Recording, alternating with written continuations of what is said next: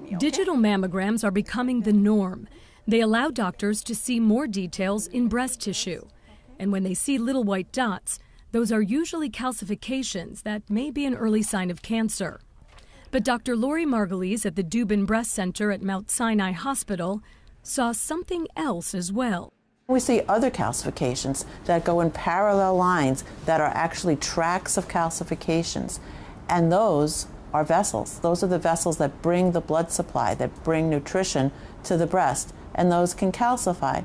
So that means that there may be a fat deposit, perhaps this high cholesterol, sitting in those vessels that over time calcifies. And that's how we can see it as white lines on the mammogram.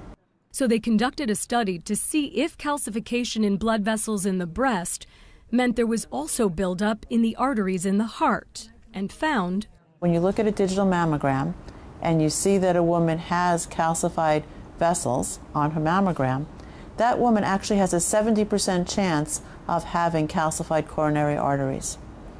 And what that means is that she has a 70% chance of having very significant heart disease. We could tell who has a little bit and who has a lot. Dr. Margulies says this information is important for women. Women have been traditionally underrepresented in studies of heart disease. Women have been underserved in terms of looking for heart disease risk factors. So that's what's important in this study, because really all women are at risk. And we don't clearly know. It's not just people who are 90 years old. It's not just people who are overweight. It's not just people who smoke. But really all women have some risk factors for cardiac disease just by virtue of being alive in the United States today.